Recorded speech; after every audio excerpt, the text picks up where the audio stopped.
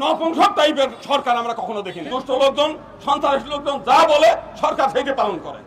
এটা তালেবান সরকারের চাইতে অদম একটা সরকার হয়ে গেছে। এই সরকারের একবার রন্ধ্রে রন্ধ্রে এবং সরকারের উপর মহলে সর্বত্র হচ্ছে মৌলবাদীর আখড়া এবং বিষ বাষ্প হয়ে পড়ে আছে। এখানে নিজে আমরা দেখেছি মন্দিরের টিনের বেড়া টেনে টেনে খুলেছে, সেনাবাহিনী ওখানে উপস্থিত থেকেছে, সরকারি কর্মকর্তারা উপস্থিত থেকে বুলডোজার দিয়ে শুধু মন্দির ভেঙেছে তা না, প্রতিমা গুড়িয়ে দিয়েছে।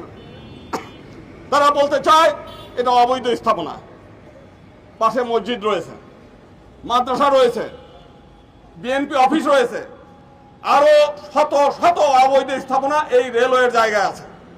তাহলে সেই সমস্ত অবৈধ স্থাপনা না সরিয়ে আজকে শুধুমাত্র হিন্দু মন্দির ধ্বংস কেন? তার মানে হচ্ছে এই সরকারের একবার রন্ধ্রে রন্ধ্রে এবং সরকারের উপর মহলে সর্বত্র হচ্ছে মৌলবাদীর আখড়া এবং বিষ বাষ্প হয়ে পড়ে আছে। এখানে আজকে আপনারা বলছেন যে এই জমি এলো রেলওয়ে জমি কোথায় পেয়েছে? আপনি সিএস রেকর্ড নিয়ে আসেন। এই জমি হচ্ছে ভাওয়ালের রাজা রাজেন্দ্র কুমার রায় চৌধুরীর জমি। এই জমি একজন হিন্দুর জমি এবং রেলওয়ে কোন রকম ক্ষতিপূরণ ছাড়া হিন্দু সম্পত্তি কেড়ে নিয়েছে।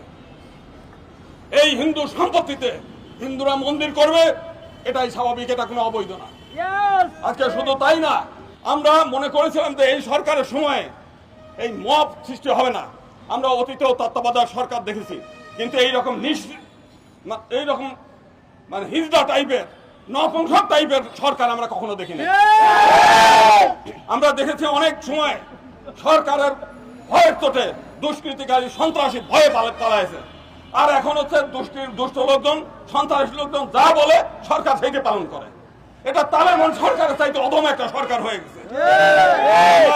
এই সরকারের কাছে আমরা জানতে চাই, আপনারা যদি বলেন যে এইটা অবৈধ উচ্ছেদ করেছেন, পাশে মদনেশ্বর মহাদেব দেব ঠাকুরের জমি রাজধানী মার্কেট করেছেন মুক্তিযোদ্ধা কল্যাণ ট্রাস্টের অধীনে, আগামী 7 দিন টাইম দিলাম, এই অবৈধ মুক্তিযোদ্ধা কল্যাণ ট্রাস্টের রাজধানী মার্কেট সরাবেন, ওই মন্দিরের জায়গার উপরে